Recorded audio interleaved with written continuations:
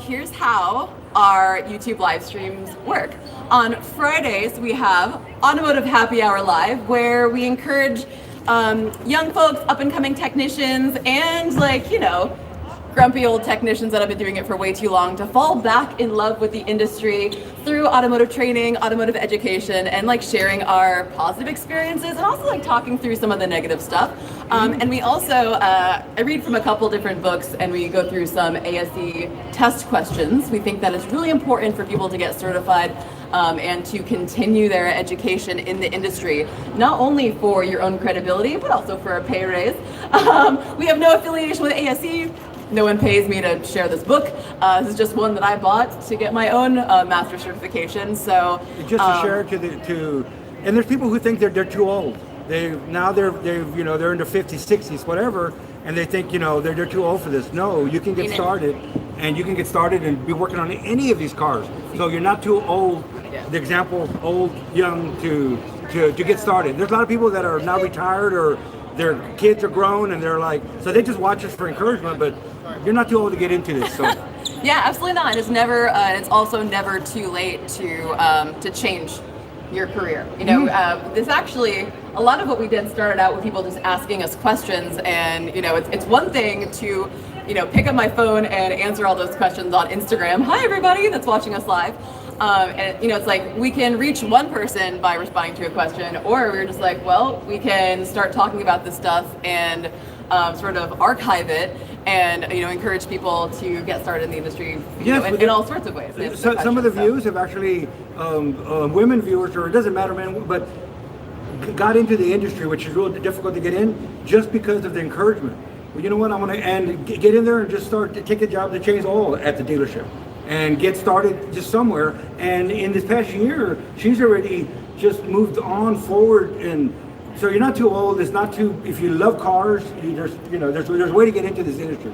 And it's not just for men. And that's kind of, it's for young, for old, for women, men. Yeah. So our background, I'm an automotive technician, been working at Toyota, and then, sort of went to an independent shop, and now I work for myself. Also on 2 different automotive TV shows on Motor Trend Channel. You can catch me on All Girls Garage, the weird one, or you can catch me on Motor Mythbusters. Not the weird one. Everyone's weird on that show, but as the mechanic of the show, I guess, which is also very weird. And then Danny, and I've been working in the industry for 12 years.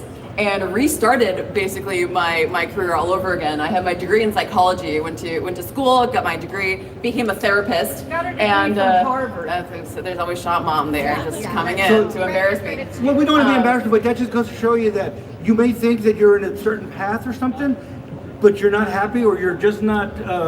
It's not jiving or whatever. And that was actually a big thing. I don't want to embarrass you or whatever, but that just goes to show you she's very intelligent, got a degree from Harvard.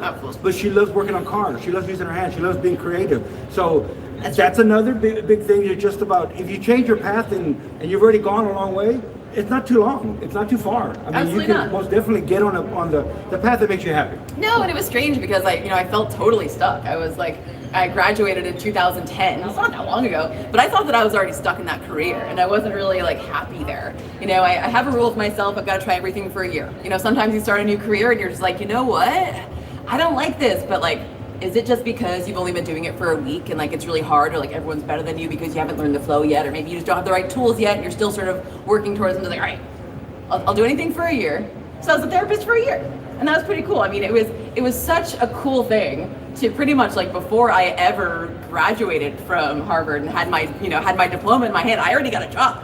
So here I was, I'm barely drinking age, and I was making $75 an hour telling adults how to live their lives. I was I've made it.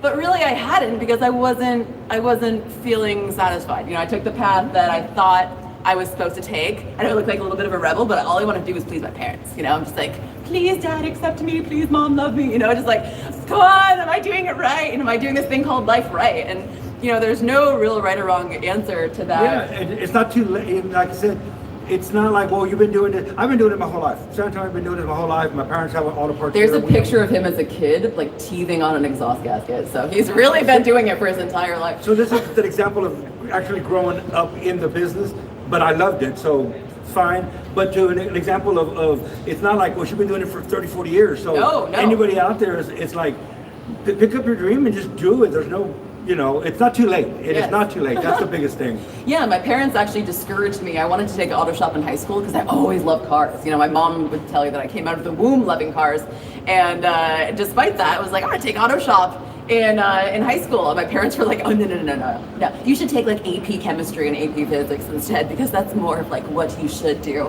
And there's like I'm really grateful for that in so many ways because I think I learned some stuff from AP Physics. I can't really remember now, but I guess I wish I had paid a little bit more attention in physics. But point being, it's like we all have our own path. And the way that Danny and I met was actually through one of my Supras. Surprise, surprise.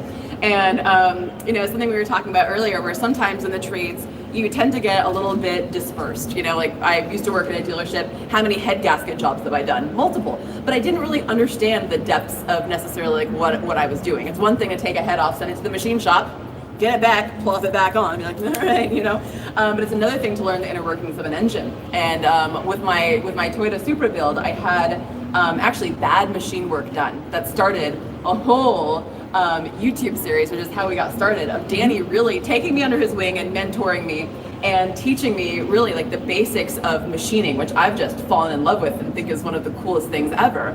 But that was also something that we try to show. Like a lot of the goals of starting this YouTube channel and doing a live stream is also like changing the paradigm.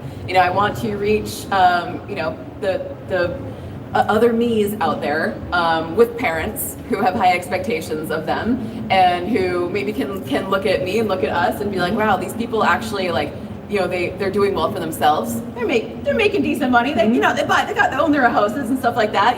They're doing okay. They're respectable. They love what they do, and sort of change that paradigm from like the mechanic or the machinist is this person that maybe didn't get good grades and maybe couldn't do anything else with their lives, so they just you might as well just go work in the trades. It's like, no, it's not a might as well. I would have loved it if somebody said to me, a guidance counselor said to me, wow, Faye, you're fantastic. You're a good problem solver. Gosh, you're really good at like math and science. You'd be perfect for the trades. But no one ever said that to me, So we're trying to be the good example and change that paradigm. Also, I did go to school. I have my degree in psychology. I did not go to automotive school. I have no formal automotive training. I owe everything that I learned or everything I know to on-the-job learning, which was a lot of reading books, but really a lot of trial and error, a lot of making terrible mistakes and not getting discouraged by it, and then also finding those who have already been through it to take me under their wing and explain things to me. So we are. A lot of times there's like a lot of divisiveness in in society in general, but also in the trades. You see, you can it's really important. Pay somebody to do something for you, or you can attempt to do it yourself. Even if it doesn't work, if you've learned, I didn't torque the head down right, I didn't do something, then you've really. I've seen kids come from the school of automotive machine, all these different things, and they're clueless. They have a degree and they have no clue. I tell everybody the best thing you can do is break a bolt. Because once you break a bolt, now if you keep breaking bolts, then you're not cut for this field. But once you break a bolt, you feel when the bolt's about to, it screams at you. I joke, but it does. So I tell people, go to the junkyard and break some bolts. A broken bolt just means that now you know, and hopefully the next time you won't. If you keep breaking bolts, like I said, then maybe that's not the thing for you. But breaking bolts, making a mistake, putting something on wrong. If the next time you do it right, that's you've learned. The school couldn't have taught you that. So don't be hard on yourself making mistakes. Making mistakes is actually the way that you learn, unless you're just gifted and you've never made a mistake. We're not. Everybody thinks that you don't make mistakes. Everybody makes mistakes. It's what do you do when you make a mistake? Exactly. You throw a wrench across the shop and blame somebody else, or do you go, golly, why did it do that? And so the best way really to learn is School of Hard Knocks. As long as you learn from your mistakes, don't be down on yourself. Oh yeah, we try to show a lot of that in some of the YouTube videos that we make as well. We started the Supra Saga series where I share a whole bunch of mistakes that I made. Danny's sort of like teaching me how to get past that, because in this industry there's no shame in making mistakes. The only shame is like if you deal with it badly. The beauty of YouTube and what we've been doing is that other people can learn from your mistakes. They can learn from you took something that happened bad or whatever. You can say, I'm going to edit that, and it looks like I do everything perfectly. or you can be honest and do it, and people will learn and go. I mean, like, wow, you know what I mean? It's a learning thing. It's kind of that's what makes it kind of a little bit unique. Is that don't feel like you're gonna be perfect every time. It's not. Oh no. So it's like there's some people that you can say like, hey Faye, don't touch the fire, it's hot. I gotta touch it. I gotta break that thing. I've gotta strip that bolt. I've gotta drop that and mess it up. And I've gotta hone the cylinder way too hard and balloon it a little bit. So anyway, those things happen. So we have 2 different live streams that we do. We do happy hour. Cheers. Looks like none of y'all have beverages, but we do. Yes, we do. On Cheers. Fridays, where we shut the shop down at 3, and at 3:30 we go live and we talk about AC test questions, which we're going to subject you to right now. Sorry about that. And then on Wednesday, Danny, would you please? We have Automotive Book Club. So we all know mechanics don't like to read. Just kidding. We love to read. This is the second book in the Smokey Eunuch trilogy, and this book is awesome. If you don't know who Smokey Eunuch is, you really, it's a great read. It's something that you probably want to. It even right off the bat, the very first thing is grandparents read it and then digest it and then read it to your grandkids. It's if you get offended by words, if you get offended by. If things offend you, don't get the book. It's real. Yeah. It's Smokey Eunuch was invented just about everything that we know in the automotive world. If NASCAR wouldn't be around without Smokey Eunuch.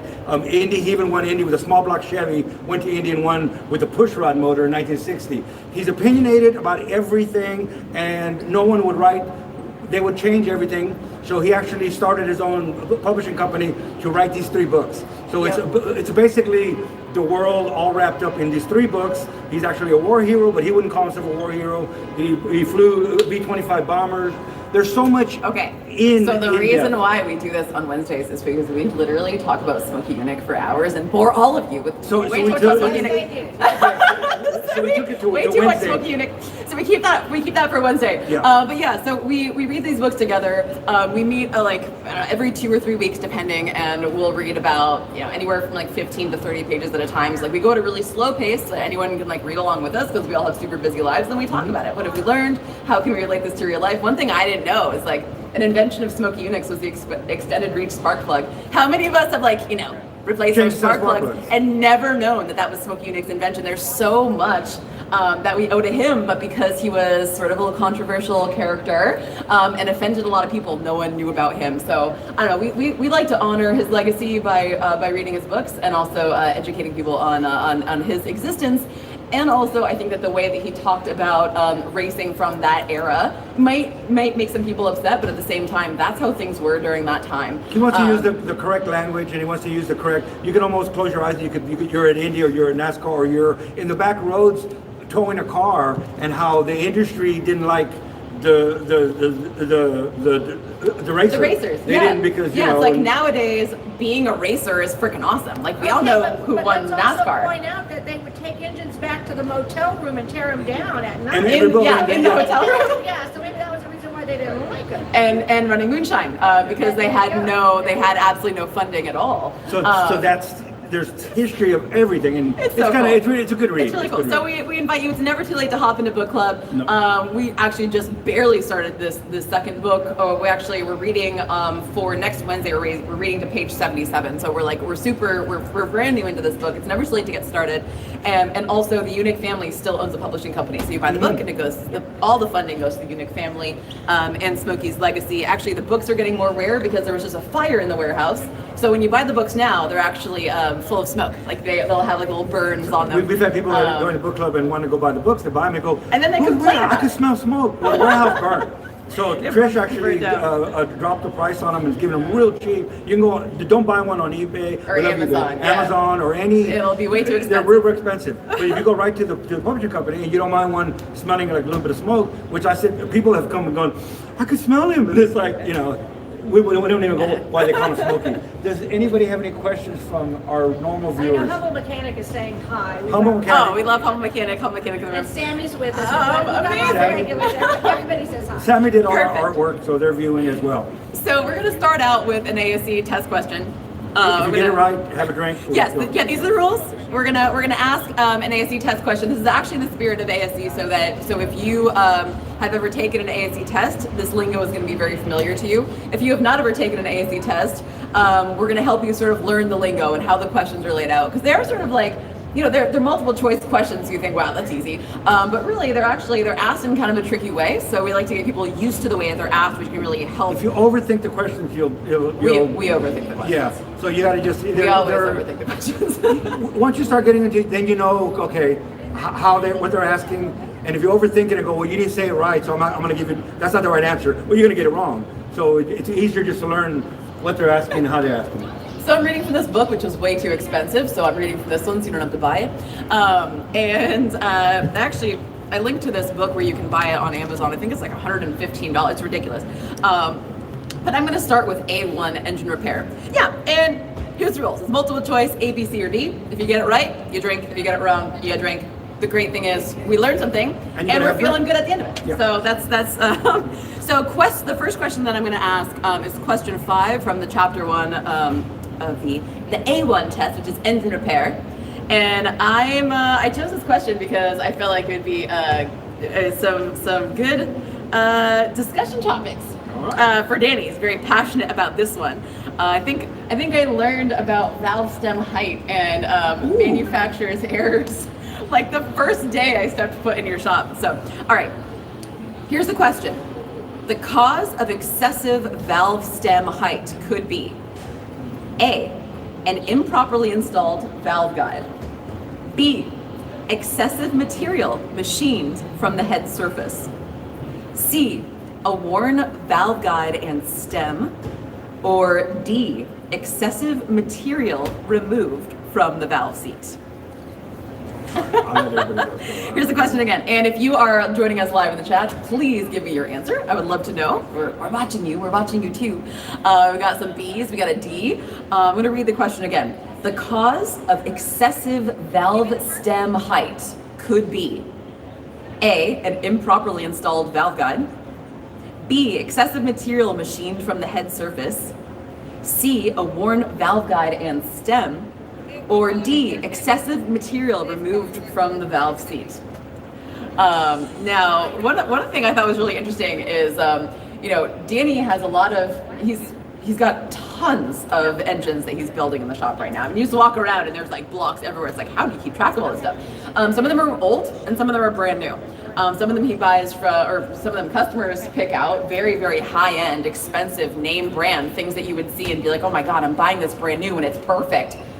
And he will take this brand new block, brand new cylinder head that is completely assembled by a big name manufacturer. Name brand stuff. We don't want to throw anyone under the bus because No. maybe they're going to sponsor us someday, although not if they're crappy.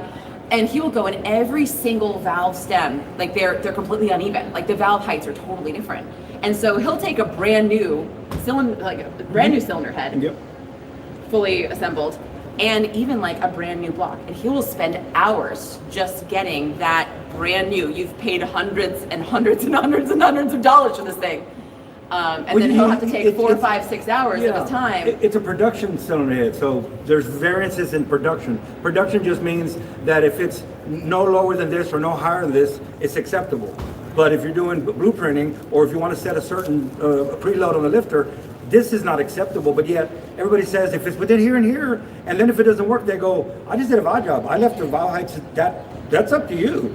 You need, most people that are just learning and they're pulling a head off and on. And they did it right. They torqued it all wrong, and the valves are too tight or something. And so sometimes it's easier. I tell everybody, I don't go to a Mexican restaurant and go, I don't want a Mexican plate, but I want rice and I want beans, and then I want a tortilla, and I'm going to have a $40 lunch special. Or I can buy, this is San Antonio, so I can buy an $8 or $10 lunch plate and take out the stuff I don't want. So sometimes it's better to buy a brand new cylinder head from anybody, from Edelbrock or anybody brand, and then take it apart and blueprint that. Because you've already started with some good components, or Edelbrock is especially a good aluminum.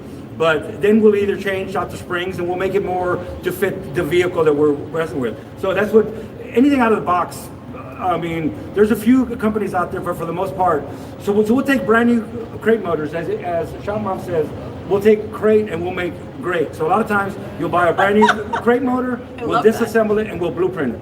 We'll do a little bit of cam tweaking, we'll degree the cam, depends on what the customer wants. But a lot of times you can take a brand new one, disassemble, blueprint it, and put it right back together again, and you start off with a pretty good engine. So. And that was something that that really astounded me. As I was working on a Toyota with over 200,000 miles on it, and Danny's got this brand new cylinder head right out of the box, and we're like comparing, and it's like, man, the Toyota that's been that's been beaten on since 1989 is way better within spec than this brand new thing out of the box. It's like Toyota, you can't take anything for granted. It was just super interesting, because I thought, man, if I'm going to buy something brand new, and that was something I didn't understand on the mechanic side of things, not understand from the machinist side of things. Like, how many times did I take a cylinder head off, just drop it off at the machine shop and be like, just resurface it? You know, I was like, wow. It's overhead. How little did I know? Yeah. That's actually what started this whole thing. That's what. She was down, kind of a little herself, because it's like, I got a YouTube channel, I'm doing all this, and the cam gears keep coming loose. Well, you can buy bigger cam gears, and you can buy ARP bolts, and you can put more Loctite, and you can put your bigger stuff. But the problem was the machine shop did a valve job, and the head's bent. Well, all they care about is all the seats and milling the bottom. Well, the top is just as bent as the bottom was, but all they did was mill the bottom so the head gasket was sealed. Well, the head's crooked, the cams are out of bind. You can put all the Loctite you want and the cam gears. So she was just down on herself that I didn't tighten. First of all, of course, the same thing I do. That's I didn't torque it down right. I mean, no, that's a good lesson. I would say that, like, you know, one thing that I learned through that experience, and which I always try to like pass on to other people, is that, like, chances are if something goes wrong, it's like, you know, you want to put as little human interference in everything as possible, you know, for sure. You know, and if someone touched something, you know, and something went wrong, that's probably what went wrong, is if you're allowed to touch it. So yeah, that is a huge blind spot that I have, is I tend to like trust other people more than I trust myself. After 12 years, I should trust myself, right? But like, you know, I did not at all question the work that this reputable machine shop had done. Now, this is in Portland, Oregon. This is nowhere near here. It was quality. And I'm not gonna shame them, but like, yeah, I can look at the machine work and I was even like, man, they got a nice mill. They got it great. But I did not question their work at all. So man, I took everything apart on that thing. I'm like, did I do this wrong? Did I do this wrong? Did I do this wrong? What did I do wrong? You know? And then I was just like, wait a second. Maybe someone else did something wrong. But that took me a very long time. We've all got our sticking points with. Does anybody have a guess? I gotta give the answer. A guess. Does anybody have a guess before we give the answer? Oh yeah. All right. Well, I'm going to read the question one more time. If anyone wants to raise their hand and give the answer, otherwise we've gotten many correct answers on the live stream, but you know they're not here in person, so I can't publicly shame them. So the cause of excessive valve stem height could be A, an improperly installed valve guide. B, excessive material machined from the head surface. C, a worn valve guide and stem. Or D, excessive material removed from the valve seat. Anybody? What do we have, Shop Mom? Is that everybody on? We have lots of answers in the chat. But Yeah, we have lots of answers in the chat. Yeah, I see we them. have lots of answers. All right, no answers live? All right. Danny, what do you think? Well, the valve guide being worn is going to change the angle of the valve, but it didn't mention any of that. That has nothing to do with it. It had to be so loose that it finally wore out the seat. The last answer, D, was the valve seat. That's the only thing that actually affects the valve stem. If you think about it, on the seat, if it's machined too far, the stem gets taller. Now all of a sudden, we don't have the right clearance. So that's why you have to document the heights. And when you finish with your machine work, go back and stem the top, but not just like a lot of people do, just stem them. No. If you cut a little bit more on one seat, that one's going to need a little more on the stem, especially on everything that's import. If you're working on a Chevy 350 or Ford 302, it has valve adjustments, and everybody's like, oh, they have valve adjustments, that's fine. That's fine, and that's why a motor runs and you go, man, it has a nice cam. No, it's stock, but it's missing because, you know, all the valve heights, it's really, really important that they all be perfectly at the right height, even a stock motor. That's why our engine, a lot of people go, yours just sound different. They just sound different. The harmonics are different, they wrap real quick. Well, when you set every valve height, what a smoke unit could say, a V8 is eight engines connected by a common crankshaft. So if you think of that in everything, injectors, fuel injection, everything, if you have an 8-cylinder, you have 8 engines that you're tuning, connected by a common crankshaft. If you get all 8 cylinders identical, you make it more power than most people. I mean, we go to the track, it's like, golly, you know, what's stock motor? It makes a difference. A 4-cylinder, even more. 4-cylinders shake a lot, but it's just they inherit it 24 cylinders. So you have the vibration. So anyway, valve stem heights really is one of my pet peeves, right? Oh my God, I learned that the hard way. Well, because everybody, That's why I chose that question. I'm like, Danny's gonna have something to say about this everybody question for just sure. eliminates valve stem heights. I mean, it's like, what in the world are you doing? Yeah. And actually, he's got you have a video on valve stem heights on your channel, and then I also have a really good video of adjusting the valves on an old Toyota on my channel. So that was one of my favorite videos. You never know what you're gonna get. Like some of my favorite videos, like no one cares about. I'm like, why don't you want to watch? But the more this great informative video? this is, Adjusting valves.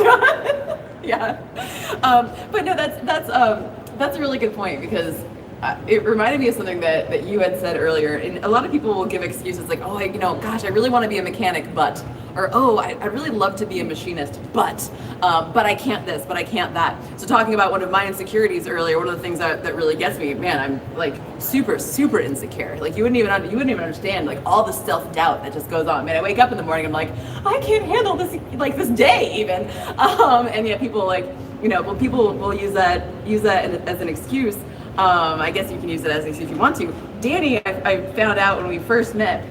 Now Danny writes everything down. Like you look around the shop and it's like there's notebooks, there's paper, like all on the walls. Because he actually gets numbers backwards. It's still he was dyslexic. That's the word. And when you go up in San Antonio, they didn't take us to school to say that. They just said, work harder. Yeah. We didn't know what we had. Yeah. Well, he didn't know. See, so that's the thing. It's like everything in his life revolves around numbers and getting things right to like a tenth of a thousandth.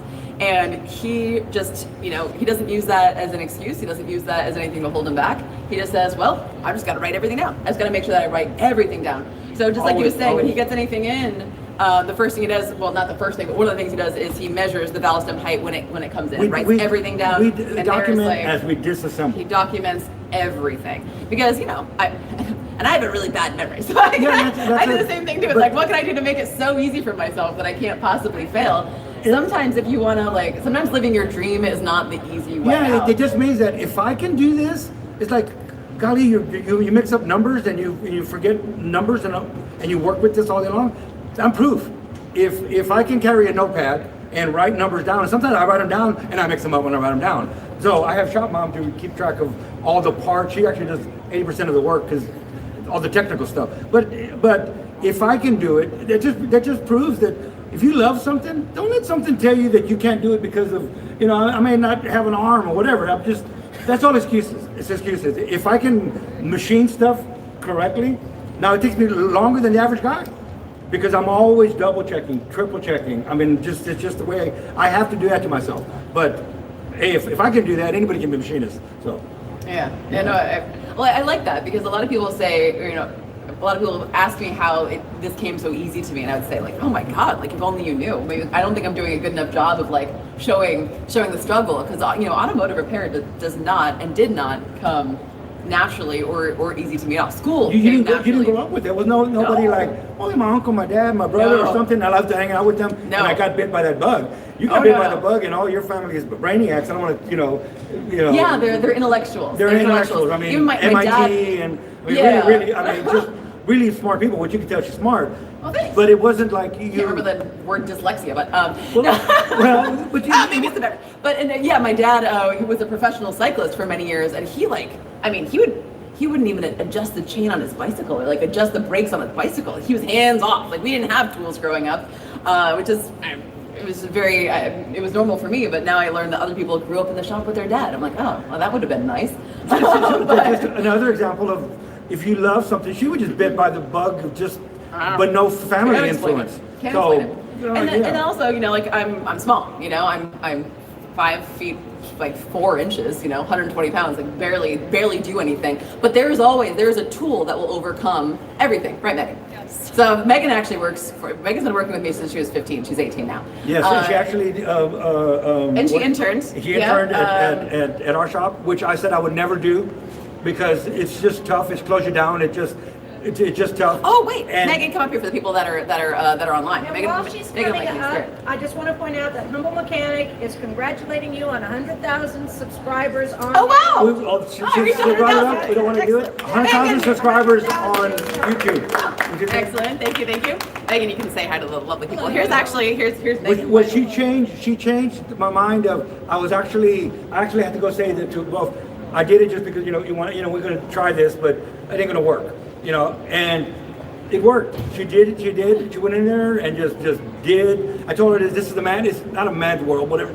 I said, you're going to hear words that if you get offended, but men are going to talk this way, and we don't mean anything rude by it, but we'll try to be more, men are just men, whatever. So, but I did that right off the bat. I think we were okay. Yeah. We were okay. We were okay. She got under, she did actually a Y block. Most people out there going, God, I wish I could work on a Y block. She tore down a Y block. She did it. She broke a bolt. I'm gonna say it just because. Gotta shame her. A tap running. Bring her up here and shame her. That's excellent. No, I didn't shame her because I even said it's kind of a rite of passage. We're all gonna break a tap. Absolutely. We're all gonna break a tap. If you try not to. Oh, it wasn't a bolt. It was a tap. It was a tap. It was a tap. But she was down on herself a little bit. Don't get down on You can only get down on yourself for not trying. Yes, and if you're there, an idiot and you're just going crooked, it wasn't going crooked, it wasn't anything, we're all going to break a tap. I mean, if you'll be out there, we're all going to break a tap. She happened to do it on it wasn't the first one, so, and it was a lot of old panels. Anyway, that's not the point. She did real good. She changed my idea of an intern. You know what? It's worth it to invest in people. It is worth it. It was just totally, it was. That's how I started. Yeah, it was. Someone believe in me. And now I'll probably do another intern if maybe I've been doing men interns. Maybe they got to be, because they just, I don't know. It's not a certain thing. Well, I mean, here's the thing: is that I've heard a lot of people tell me like, "Oh my God, I know like a female mechanic, and she's the best mechanic I know." And it's like, all right. Like, thanks for saying that, but is this a gender thing? This is not a gender thing. No. But what I will say is that things are changing. The tide is turning. If a woman finds herself in a shop, she's had to overcome a lot of things to get there. No one recommended to her like, oh, this is a great path for you. She probably got discouraged multiple times along the way, and she had to really want it. So what I find is when there is a woman that gets that far up in the automotive industry, it's because they're really driven. It's because they really, really, really want to be there, and that desire is way better than any amount of schooling, any amount of encouragement, any amount of money you can put into your tools. If you have the drive and desire, that is like half the battle. So Megan had the drive and desire, and Megan, Megan overcome, not to like, once again, I'm totally shaming her. Sorry, Megan. But Megan and I both have actually a ton of health issues. We also have a ton of autoimmune stuff. So like, we both have to like eat special things and like, all this stuff. And Megan also like has some joints. She got some back and knee stuff. So it's like, man, of all the people that like would have everything against them in the automotive industry, and she comes and works with me every week, and she just nails it. And she's, I really couldn't survive without her at this point. But I don't know, Megan, do you have anything? Do you want to tell your story of how you got started? Yeah, get up here. So make her awkward. There we go. Yep. So I was in Girl Scouts. I've now aged out. Oh, my leg's stuck. Sorry. I was in a Girl Scout troop, and No, we're good. It's We're good? No, we're good. okay. Never mind. We're all squished in here. In a Girl Scout troop, and our leaders, since all of the girls were a bit older, they wanted us to have a car care class. One of the leaders happened to have had a car done by me, I believe. Yeah, one of my customers. Yeah, and so they were like, "Hey, could you come in and teach our girls some like what to do if you have a flat tire, how to replace your tire, how to check your engine oil, replace light bulb." And after that, I had just like I got bit by the bug. Like before that, I had no interest in being in the automotive industry. I wanted to be a chemistry teacher. But after that meeting, it was like, wow, the way she explained it, it made things make sense. I understood what an engine was and where the engine pan was. Putting her on the spot. I had no prep time for this, just by the way. Sorry, I didn't prepare her. This is unplanned. Yeah, we went from that automotive. We went to that basic automotive class, and next thing I knew, I had an email in my inbox. And and this is a lesson for anyone that's like interested in getting into the industry. I did not want interns at all either. In fact, like I had so many people messaging me on Instagram, like I want to work for you, and I'm like, all right, where's your resume? Like, I mean, we're in this culture now where it's like, everyone, we're so accessible to each other, and you can just instant message somebody or send someone a message on Instagram and be like, hey, I want to work for you. I'm so turned off by that. I will never respond to somebody that's just like, hey, I'm a girl, I want to work for you. It's like, I don't care what gender you are. I want to hire someone that actually, give me a reason. Why should I hire you? Megan wrote me the most professional, at 15, wrote me the most professional email With ever. the help of my parents, it wasn't just me. Yeah, but just taking the time to do that, proper grammar. So maybe that was helping your parents. But then clearly, very, very clearly laid out what she was able to do, what she expected of me, what she hoped for the future. And I'm like, how do I not give this person the time of day? And then she became a co-teacher for my engine building basics class for women. I actually, COVID sort of stopped all of our classes, but we sort of hope to start them back up again. We teach classes for co-ed classes and also all female classes. On all sorts of things, from how to change a spare tire to how to build an engine. The basics, not anything like you. Like I said, for those who know, a Y block, a lot of people would love to even see one inside. Or that's something. There's such an old engine that there are very few out there now. And so that's the one that she got to do, and it was for a restoration shop here in town. They're probably going, oh, and she took it apart. She did a great job. Didn't break anything. I said a broken tap, but that was, that was a good learning experience, that one there. But she actually taught us that, don't just say no. Because like I said, I already knew. well, like I said, it takes more time. It'll take you longer. But I didn't really have to hover over you. I kind of like to just show you this is what needs to be done, and then kind of let you do it as opposed to hovering right over you. Yeah, how then you you're tighten not it. then you're So not I gonna just learn, walk away if you need me. But so it was really good. Yeah. It didn't. There was no harm done. So Megan, a lot of questions that a lot of things that people ask me questions all the time. It's how can I do everything because of my size or my strength, which is I'm not the strongest person out there. So how do you do everything? Obviously we've got a bunch of tools to make up for that. Obviously you've used the engine hoist, you've used a little lift and everything like that. And Danny's got awesome chain hoists and everything all over the shop. But with your physical limitations, with your knees being bad sometimes, your back being bad sometimes, what advice do you give to somebody getting into the industry who wants to work a physical job but says, okay, my body isn't capable of keeping up? So I found a lot of the stuff I do with Faye right now, at least, because she doesn't have any big projects, is Man, the 88 is not a big Well, project. okay, That's a massive okay, project. okay, We're okay. doing a full restoration. Never mind. Okay, with the 88 in mind, it's a lot of standing work. It's a lot of bending down, bending over, being on your back.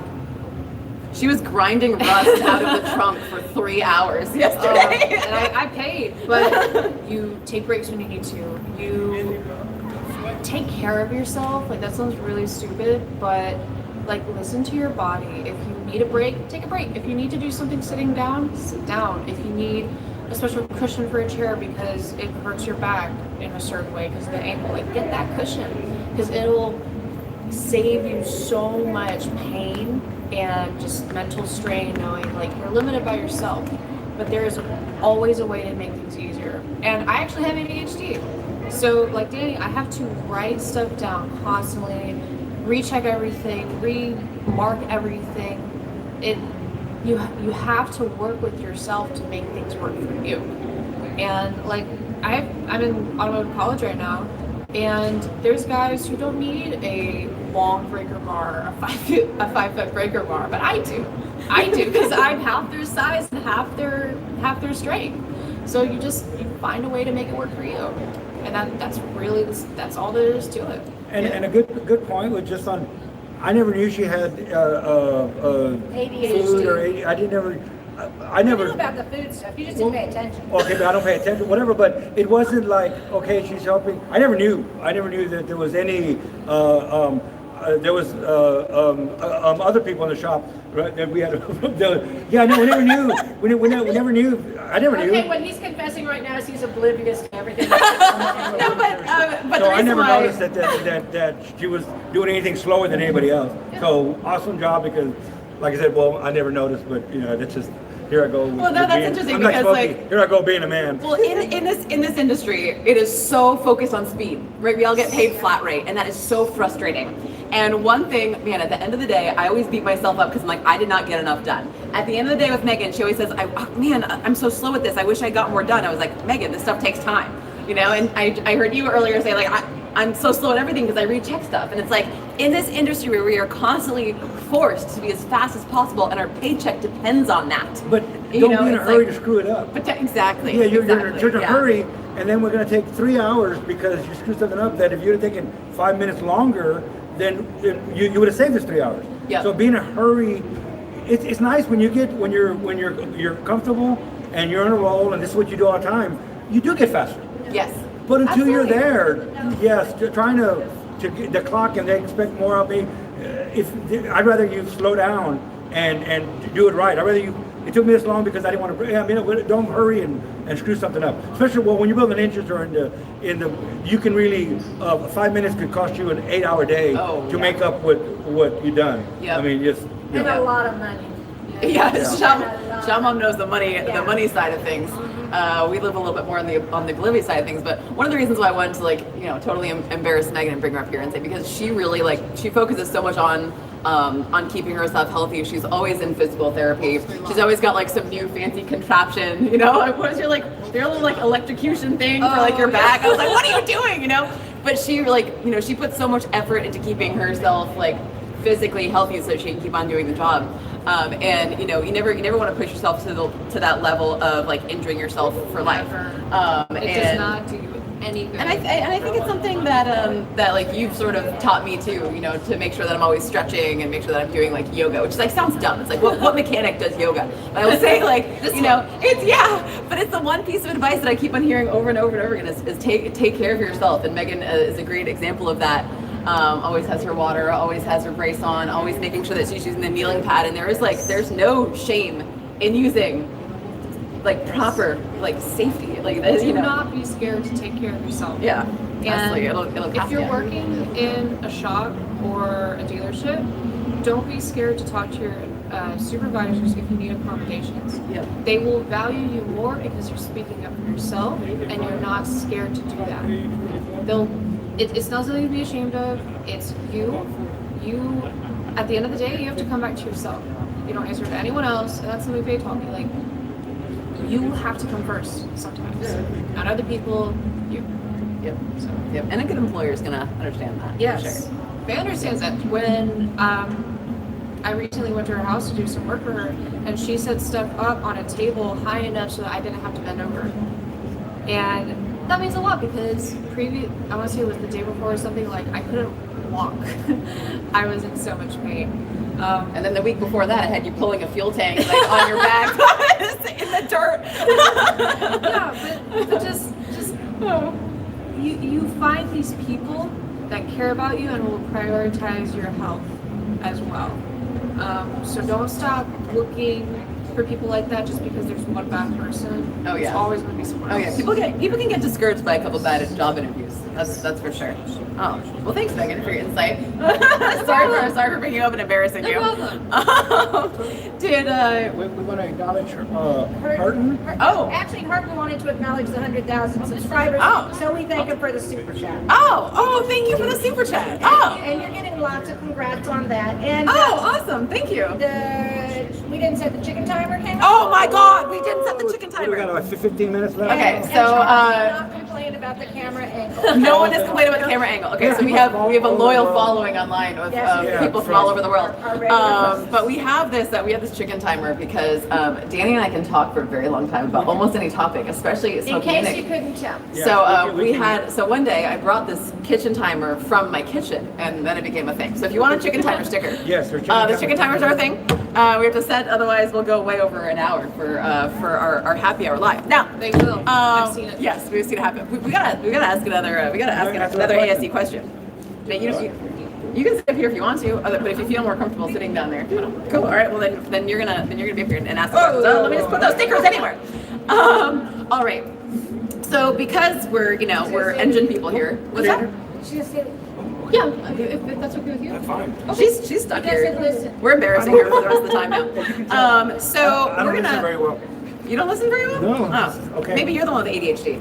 Yes. Probably. I wouldn't be surprised if all three of us We have probably some all do. form. Yeah, You already some confused form it of with- weird. with, That's what too many. that's what I've learned. People that have their degrees in psychology and people that are therapists, they are the most like highly therapy people, the most messed up people I've ever met in my life. I'm They can still learn trying a to thing or figure two out from what mechanics. ADHD means. All right, so we're I'm reading from. I'm back to the ASE. This book. So you it know was what? the seats. Yes, it was D to Seats. Absolutely. Sorry, I should have said that. And now I'm going to read from page 6. We're in the A1 engine repair again. Okay. A heavy thumping noise occurs with the engine idling, but the oil pressure is normal. This noise may be caused by A. Worn pistons and cylinders. B. Loose flywheel bolts. C. Worn main bearings. And D. Loose camshaft bearings. And I picked this question because ASC is really specific about the different words that they have for noises. There's a big difference between tapping, rapping, clunk, thump. All of these words, like you really, it's like their own language. You really have to learn ASC's language in order to be able to answer these questions properly. So I'm already, two of these are not, I'm isolating two of them because I know that there's not going to be thumping from a couple of these sounds. So I'm going to read this again. A heavy thumping noise occurs with the engine idling, but the oil pressure is normal. This noise may be caused by A. Worn pistons and cylinders. B. Loose flywheel bolts. C. Worn main bearings. And D. Loose camshaft bearings. Now we all sort of know the difference between like upper engine noise, a cylinder head noise, and sort of like lower engine noise. And sometimes it's kind of hard to tell. I think the difference between like, something like a loose flywheel bolts. That's kind of what I'm thinking at That's what I was because thinking, because it has good oil pressure. Yep. So if the mains were loose, then the oil pressure would drop. Yeah, and- So it's kind of like you can And that's the eliminate- thing is like eliminate that one. mains, mains will kind of give like a thumping or And it's a or lower clunking. knock down Yes, down low. yes, a It's not thump, like a rod. a thumping, clunking is more of like a lower engine But noise. And it's like it's hard because like how do you describe a noise to somebody else? It's like this is something that even if you are like an incredible like Now what's different is at idle, right? yes, That's just there. Heavy and- thumping noise occurs with the engine idling, but the oil pressure is normal. And a lot of the knocking comes under load. Yes. So that's like, okay, well, it's idling and it's Yep. knocking. Yep. So in my mind, I would just think of flywheel bolts are loose. but That's that is- that's what I'm going with and- as well and- as B, loose flywheel bolts. And a lot of I times, actually don't know. it's not the best technicians that get ASC tests. Right. I even tell everybody, ASC test doesn't mean anything. It means Right. you know how to take a test. Exactly. Because Exactly. it's so learning the questions and how they ask them and what they're looking for, you can ace the test. A good technician is good, and then you've learned how to take their test. Right. So a lot of times, Right. if you're really good at taking tests, you can read a book and all of a sudden anybody can just go and ace the test. Unfortunately, that that's a opens really a good door point. up to something, and you can't fulfill the patch that you have, whatever. Right, But so- you need to. And then that's something that we say. It's like, just because you have your driver's license doesn't mean you're a good driver. Kind of thing with ASE. It's like, just because you're ASE certified does not mean that you're a good technician. What it means, though, is it means that you took time out of your day, money out of your own pocket, to buy the book. I mean, taking the test is expensive. It's $80 to take a test, and you got to pay for the testing window. It's another If you $40. get it wrong, there's your $80. Yeah, it's expensive. So what this tells to an employer is that you cared about your job enough to take time out of your day, study for the darn thing, drive to a testing center, which is an hour from my house. It's like, whoa, gotta be ready for 2 hours in the car, and then $100. It's like, why would I do that? It's because I really care about my job. I care about people knowing that I'm certified. I care about that for my customers and also for future employers. And when I first got my first ASE certification back in 2014, I got a pay raise with it. I got 50 cents an hour. I was like, oh, nice. What ASC test will do is they'll open the door to get you in the door. Once you're in the door, your skills are going to take you up the ladder. But unfortunately, you're not going to get in the door without that path because dealerships want ASC certified. So it'll get you the interview and it'll get you in the door. Now, if you're just a good test taker and, well, boy, I got the patch, I got the door, and you have no skills, you're probably going to stagnate there somewhere. So you got to have a little bit of both. Yeah. I did want to congratulate you that you're a master tech. Oh, yes. Now, so she's.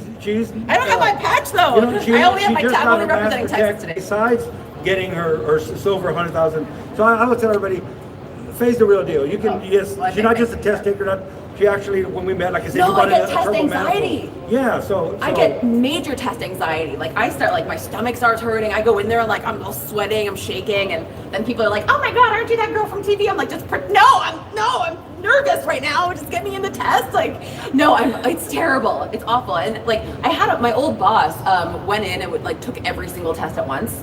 Like just sat in there all day and passed every single test. I would study for months and then go in and like just take one test. And if you get started at a smaller shop, for people that are listening or we've done this before, also, you'll know if you're at the right place, because most shops, even if it's not a dealership, most shops will encourage you. So they'll let you take time off of work, they'll take your test, they'll pay for your test. Yep. So if you have an owner, a shop owner, or manager, whatever, that actually, and most of them will, because it's a plus for them. Yeah. They got more techs with ASC certifications. Yeah. So most places, unless you're at a one-man shop and he just doesn't really care, most places will give you the day afternoon off. They're not going to give you the all afternoon to take your dad, but they'll give you that and they'll pay for your testing. Yep. And if you get it, and they'll keep paying for your testing. So if you get at the right place, if you get embraced by the right shop that actually will invest in you, it's an investing in you, but it's investing in their business as well. So most places will. If you're in a place, like I said, it's stagnant, you might be at the wrong place, and you don't need anybody to tell you that. You'll feel that. But anyway, so it does open the door to get you into the right door that you're not going to have. So embrace it. But just that patch isn't going to make your life, but it is going to open the door for you. So. Yep. Okay, Christy is asking, how do you experience starting off if nobody will hire you? Oh my God. I guess I should tell my starting story then. It's a little bit embarrassing. And I actually don't recommend that anyone really do this, but when I first realized that I wanted to work in the automotive industry, I had no experience and I had no schooling. I had pretty much nothing aside from a project car with a blown engine. And I really wanted to learn how to work on it. And I actually found a shop that I wanted to work at through a Volkswagen club. I was in a Volkswagen club, I had a cool Volkswagen that I still have. And I was like, dude, I will come every day after work. I will sweep your floors. I will clean your bathrooms. I will empty your oil change containers. I will clean the mouse nests out of like the racks, the lofts, and like organize all the parts. And I will do that all for free. And I did every single day after work. Like I would work my job. I could not wait to take my gross pantsuit off and put on my, even more disgusting onesie, my mechanic's onesie, and just go in there and clean the shop. And I did that every day, including weekends, for 2 years. And I learned, but I watched the mechanics, I asked them questions, and I actually became really close friends and became really helpful to the master technician there. And he gave me a little area in the back of the shop where I could keep my engine.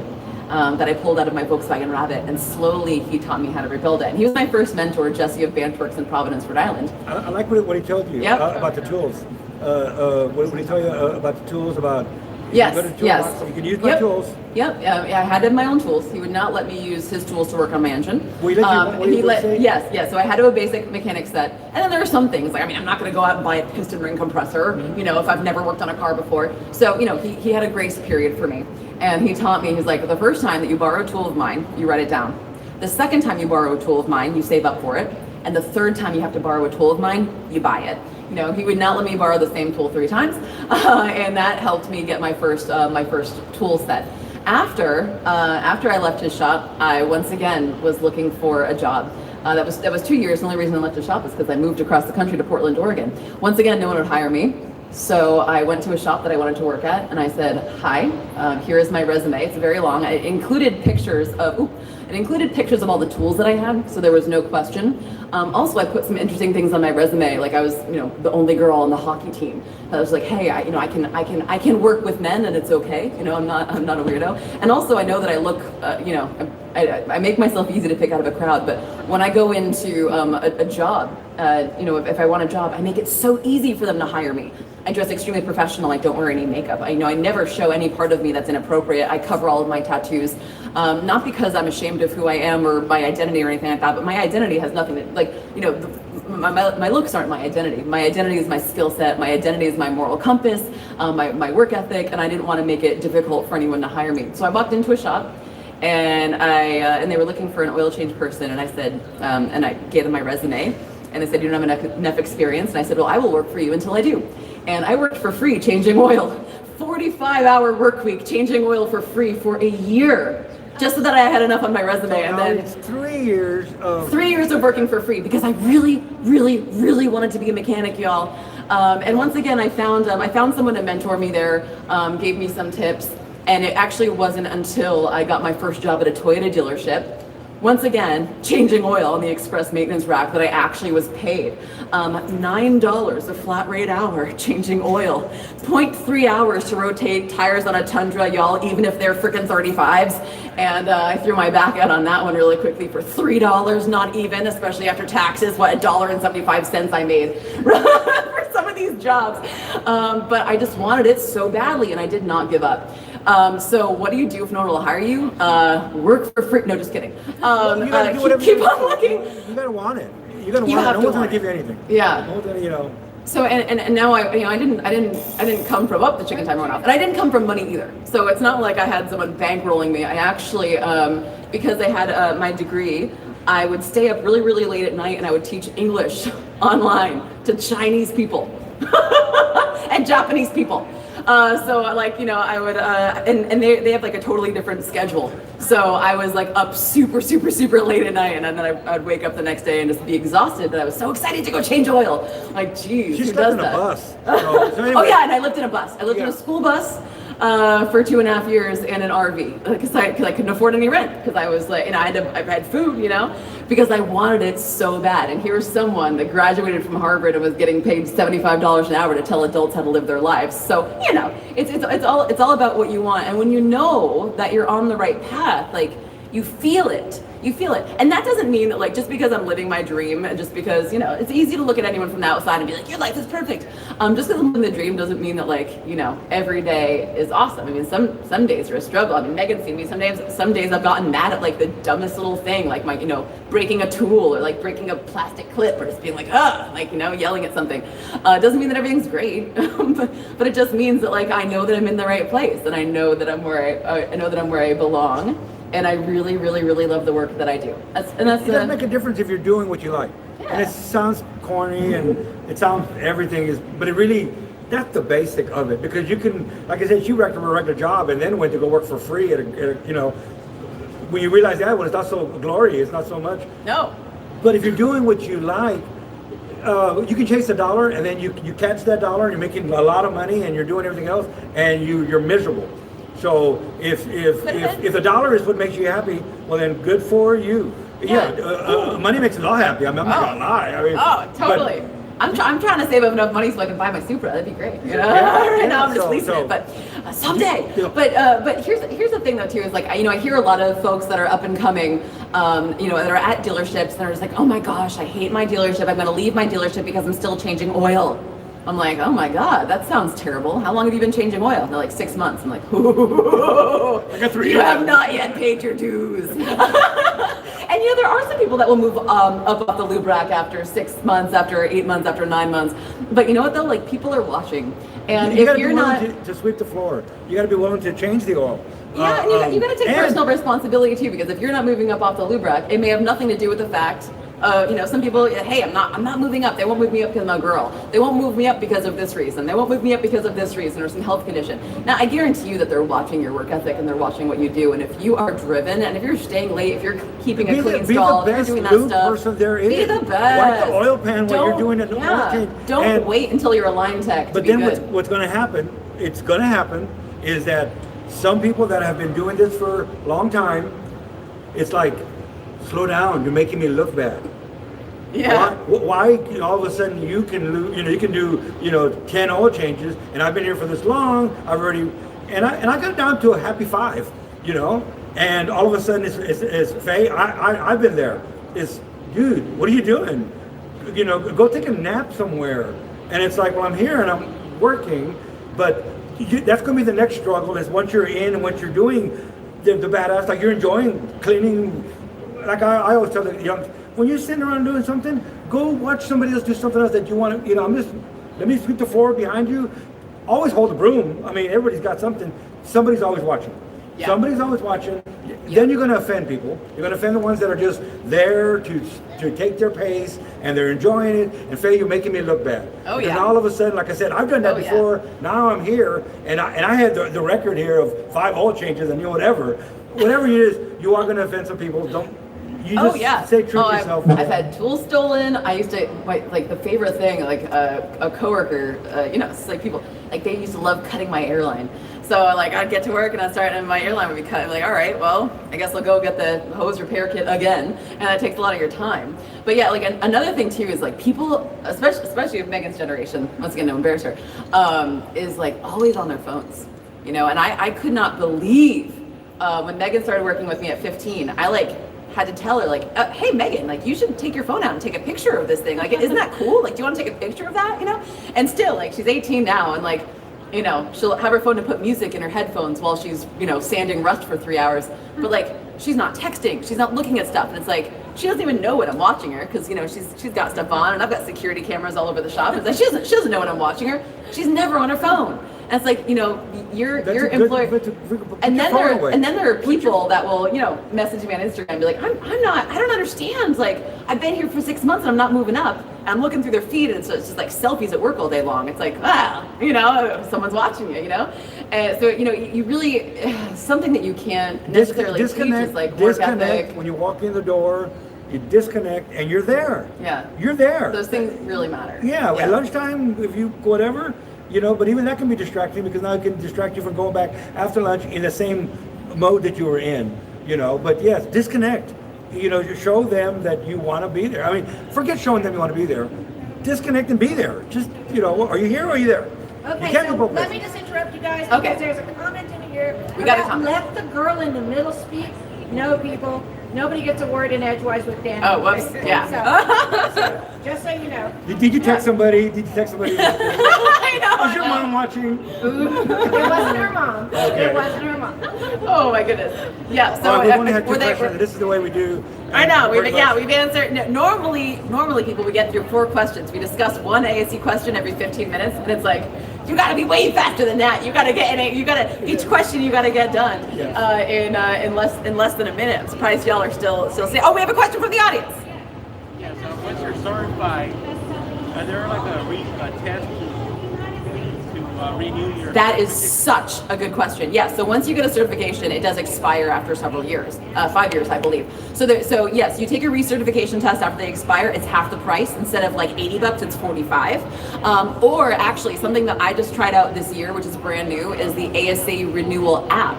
And it's on your phone, and it asks you a question. After you pass the test, it'll ask you a question every single month. And you get a set time to answer it, so you can't really like hop on a computer and like look it up. You actually have to do it, and you have to answer 8 questions right within the 12 months.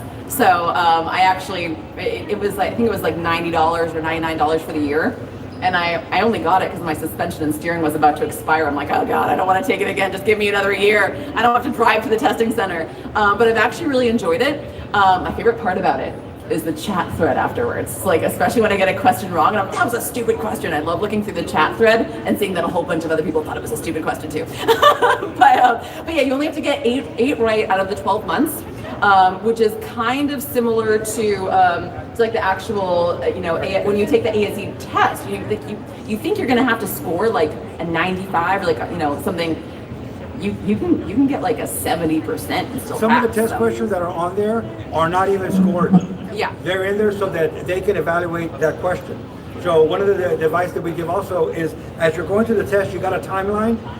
Go through and knock the ones out that you know the answer. The ones that you have an idea, make yourself a note, but move on. If you sit at that one for too long, you'll get to the end, your time will run out, and you'll miss 10, 15 questions.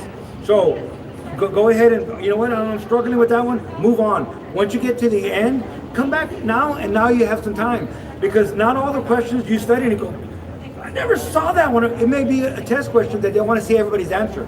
So all the questions on the test are not being scored. Yep. You don't know that. You don't know that, yeah. So hit the ones that you know. It's more important that you get to the end, the time ran out, and you answered more questions. As opposed to, man, I missed 20 or 10 at the end because Yep. I was sitting there trying to get every single one right. move on, get to the end, come back, and then pace yourself on whatever's left. And but like I said, don't worry about every test isn't on the. Every question isn't scored. Yeah. So also the recertification tests are not the length is much shorter and there are fewer questions. So it's not like you take the first one, you get through it. Depending on whichever one it is, it can be anywhere from like 45 I think to 60 questions. The recerts are much less. So they're between I think 20 and 45 questions. They know that you already know this. You're just recertifying. So that you've already acknowledged to them that and I'm pretty sure it's $45 rather than the $80. But you still have to pay for the test window, so it's like But I recommend the app. Like so far, it's been easy for me, and I plan on never going to a testing center again. I'm just gonna keep on doing that. Because I wake up in the morning, get my coffee, and I just do it from bed. I'm like, all right, check aces, it's like so easy, right from your phone. So great question, thank you. Yes. I've seen some of your YouTube videos. Oh, thank you. Are you a subscriber? I think I am. Oh, fantastic. And I know that you're working on a Supra, right? Yes. 87 or 88 or something. 88 Supra, yep. Well, here's mine. You want to work on mine? Yes, I do. I have an 87. Oh, nice. Yeah. Is 7M? It's a 7M GE, the motor. 7M Excellent. GE, yeah. Fantastic. Automatic or manual? It's automatic. It's an 87, 1987 Awesome. Toyota Supra. Killer. But Hard it's not top or running. target top? But it's not running right now. You want to get it running? Sure. I got two to finish first. We need that engine. I know. Actually, no, we don't need that engine. The GE. Oh, okay. Yeah. Oh, GE. I'm looking for turbo pistons right now. If anyone Yes, wants. if anybody has 50 turbo over turbo pistons. Not for $1,000. It's a budget builds, people.